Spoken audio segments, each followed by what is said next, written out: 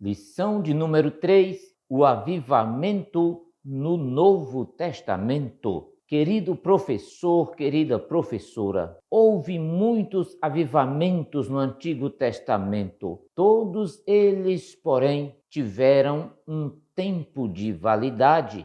Uns duraram mais e outros menos. Na lição anterior, vimos um resumo dos momentos em que o Senhor Deus visitou o seu povo de forma extraordinária, sempre em resposta ao clamor do povo, tendo à frente um líder espiritual, um profeta ou um rei, como foi no caso de Davi, Asa, Josafá, Josias e outros. No Novo Testamento, todavia, podemos constatar que os avivamentos tiveram períodos mais longos. O maior dos avivamentos na época da igreja foi o trazido por nosso Senhor e Salvador Jesus Cristo. Ele sim trouxe um avivamento não apenas para Israel, como acontecia no Antigo Testamento, mas também um avivamento para o mundo inteiro. Querido professor, querida professora, nesta terceira lição veremos um panorama geral a respeito do avivamento no Novo Testamento. Percorreremos os evangelhos,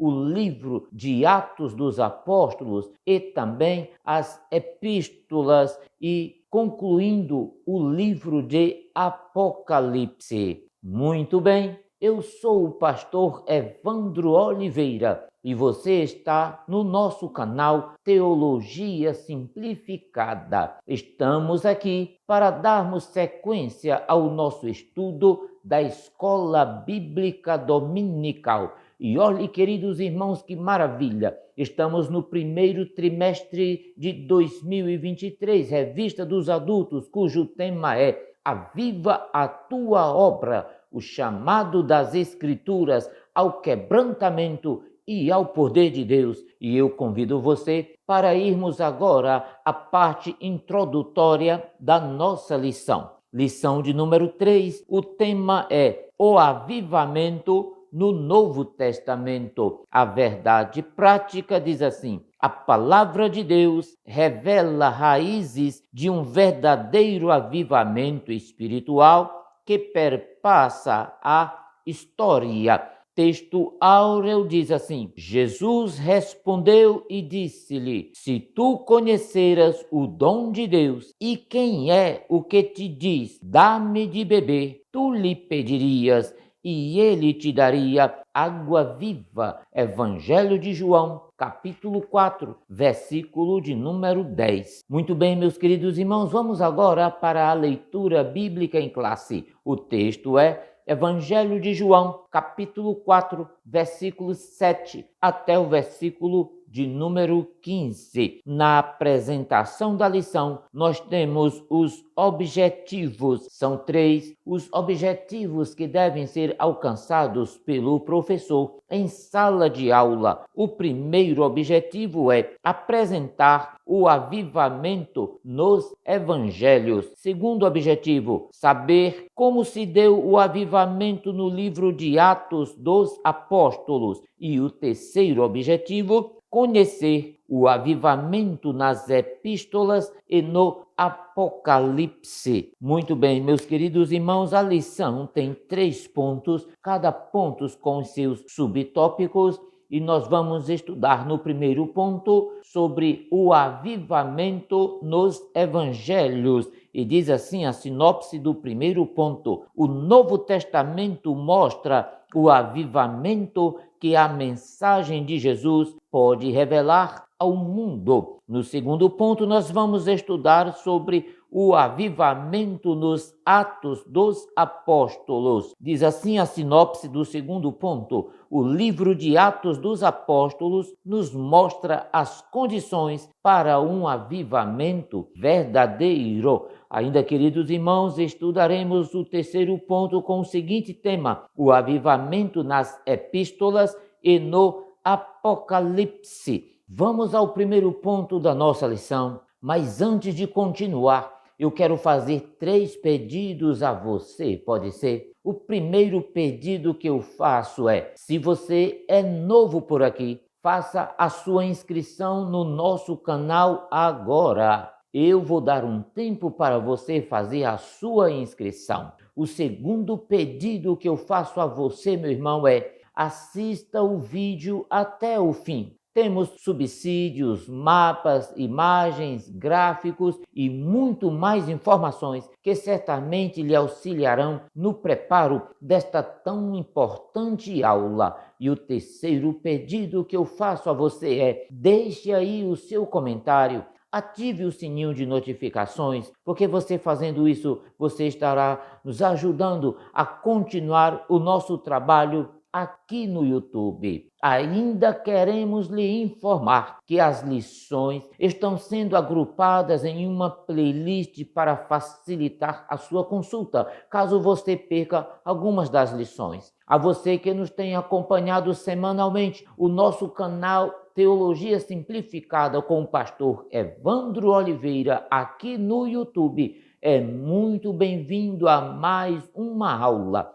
E você, meu irmão, minha irmã, que chegou agora pela primeira vez e está conhecendo o nosso trabalho aqui, é muito bem-vindo também. Muito bem, meus queridos irmãos, eu convido você para irmos ao primeiro ponto da nossa lição, que fala sobre o avivamento nos evangelhos. Querido irmão, querida irmã, é necessário dizer que o Novo Testamento é a revelação última de Deus para o mundo. É a mensagem de salvação para toda a humanidade e para Israel, o povo escolhido. Meditemos um pouco sobre esta grande verdade da parte de Deus que trouxe o mais perfeito avivamento para o mundo. Muito bem, meus queridos irmãos, no primeiro tópico do nosso primeiro ponto, nós vamos estudar sobre o avivamento no Evangelho de João. É importante afirmar que o Evangelho de João tem uma abordagem diferente dos outros 3 evangelistas. Daí, não ser considerado um evangelho sinóptico. Ele narra diversos fatos no ministério de Jesus que não constam nos outros evangelhos.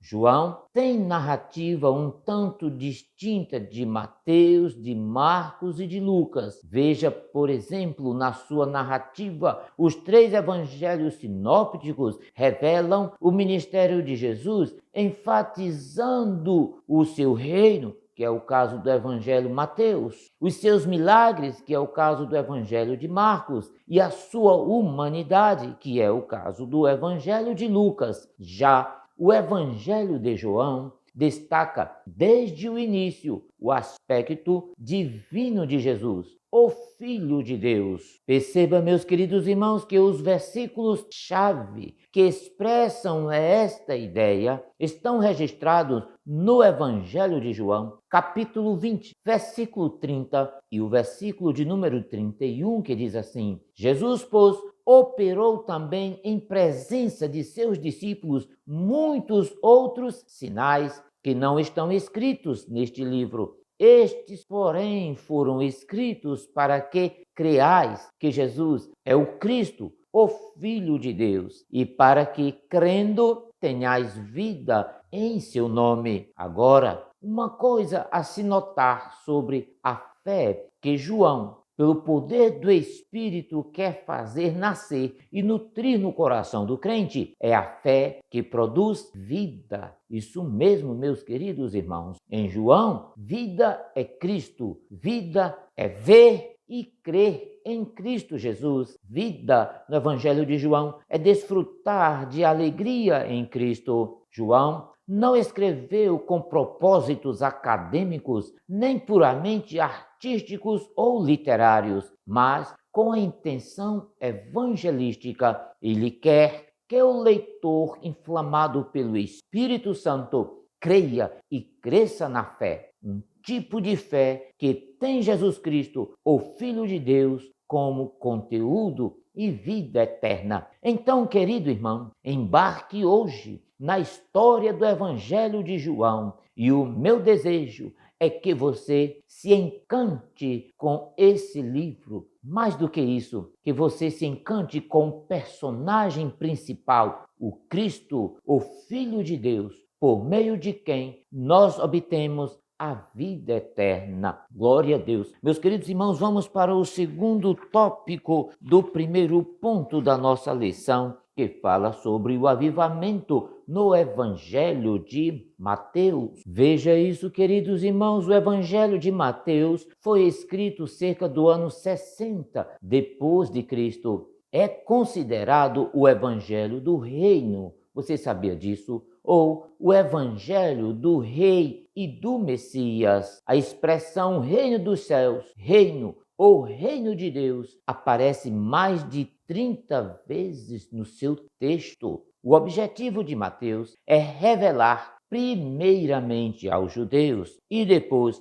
a todo o mundo que Jesus é o Messias prometido no Antigo Testamento por meio dos profetas. Eles, porém, não o receberam, diz o Evangelho de João, capítulo 1, versículo 11, e mostrar aos homens o reino de Deus. Era esse também um dos objetivos. O grande mistério dessa revelação foi que Jesus não veio ao mundo com pompas, nem com poder de um rei à frente de um poderoso exército humano. Não, ele veio como filho do homem, nascido pobre, num berço humilde, como um servo humilde e sofredor. Os judeus jamais entenderam essa condição, meus irmãos, e a maior parte do mundo nunca a absorveu. Eu convido você para estudarmos o terceiro tópico do primeiro ponto, que fala sobre o avivamento no Evangelho de Marcos. Quem foi Marcos na Bíblia? Veja, Marcos foi um cristão do primeiro século, primo de Barnabé, cooperador dos apóstolos e autor do segundo evangelho do Novo Testamento, que leva o seu nome. Apesar de não ter citado nominalmente no evangelho que escreveu, Marcos é mencionado no livro de Atos dos Apóstolos e também é mencionado nas cartas apostólicas. Por que estudar este livro? O livro de Marcos relata o ministério, a morte e a ressurreição de Jesus Cristo em um relato rápido que muitas vezes se centraliza nos feitos poderosos do Salvador. Marcos quer que todos se apaixonem por Jesus Cristo como ele está apaixonado. Ele sabe que a pessoa apaixonada por Jesus, apesar de fracassar várias vezes por causa de suas fraquezas humanas, seguirá adiante no propósito de apresentar o Cristo, o Filho de Deus. Muito bem, eu convido você para o quarto tópico do primeiro ponto, o avivamento no Evangelho de Lucas. Você sabia? O Evangelho de Lucas é considerado pelos estudiosos o Evangelho do Filho do Homem. Nenhum outro evangelista retrata tão bem a humanidade de Jesus, enquanto Marcos começa a sua narrativa com os milagres de Jesus e João inicia abordando a divindade dele. Lucas, que era o médico amado, tem ele o interesse e o cuidado de buscar informações e detalhes de aspectos humanos de Jesus Cristo. Veja, Evangelho de Lucas, capítulo 1, versículo 1 até o versículo de número 4. Com toda a certeza, Lucas mostra Jesus como o Filho do homem, mas também como o Filho de Deus, que trouxe ao mundo a mensagem poderosa do Evangelho. A mensagem de Cristo é a mensagem do maior e mais poderoso avivamento que haveria de chegar para a humanidade. Meus queridos irmãos, não é teoria, nem filosofia, nem mesmo sabedoria humana. É salvação, é cura, é libertação, é transformação de vidas, é comunhão com Deus. É o maior avivamento da história. Meus queridos irmãos, infelizmente, a maioria das pessoas não tem esse entendimento. Muito bem, eu convido você para estudarmos o segundo ponto da nossa lição, o avivamento nos Atos dos Apóstolos. Veja isso, queridos irmãos, no dia de Pentecostes ocorreu um dos maiores eventos da igreja cristã. As quase 120 pessoas que esperavam no cenáculo veio uma experiência que mudaram suas vidas. Não eram mais aqueles de antes. Experiência essa que também tem sido vivido por milhões de servos de Deus durante os séculos do cristianismo, chamados de batismo com o Espírito Santo. O evento do batismo não surpreendeu, nem trouxe confusão aos estudantes do Antigo Testamento. Muito pelo contrário, meus queridos irmãos, era uma bênção já prometida, relacionada com o plano divino da salvação. O dia de Pentecostes inaugurou uma nova fase. Esse acontecimento também demarcou o início da capacitação sobrenatural, o revestimento de poder, para que a igreja possa cumprir de uma forma eficaz a grande comissão que nos confiou o nosso amado Senhor e Salvador Jesus Cristo. Veja o Evangelho de Mateus, capítulo 28, versículo 19 até o versículo de número 20. Querido professor, querida professora, a evangelização mundial pelos pentecostais, que aconteceu no século XX, é um testemunho da realidade dessa experiência. Infelizmente, alguns historiadores e missiologistas da Igreja moderna foram lentos ao reconhecer a tremenda contribuição do movimento pentecostal com relação à pregação do Evangelho por todo o mundo. Meus queridos irmãos, eu convido você para estudarmos agora o terceiro ponto da nossa lição, que fala sobre o avivamento na epístola e também no Apocalipse. Querido professor, querida professora, vemos que o avivamento em Atos continuou expandindo-se de uma forma poderosa desde Jerusalém, passando por toda a Judéia, passando por Samaria, e esse movimento chegou até aos confins da terra. Atos capítulo 1, versículo de número 8. São 21 as epístolas no Novo Testamento. Em todas elas podemos ver clara ou implicitamente a mensagem de avivamento trazida por Cristo Jesus. Primeiro tópico, nós vamos estudar o avivamento nas epístolas de Paulo. Veja isso, querido professor, querida professora. O apóstolo Paulo escreveu 13 dentre os 27 livros do Novo Testamento. O antigo perseguidor dos cristãos foi apanhado por Cristo na estrada de Damasco e passou por uma radical transformação em toda a sua vida. Foi transformado em pregador e apóstolo e doutor dos gentios. Louvado seja o nome do Senhor. Veja, queridos irmãos, ele escreveu 9 cartas às 7 igrejas. Há diversas classificações das epístolas paulinas, você sabe disso, mas podemos aproveitar a divisão das epístolas de Paulo em 3 categorias. Então, anote aí.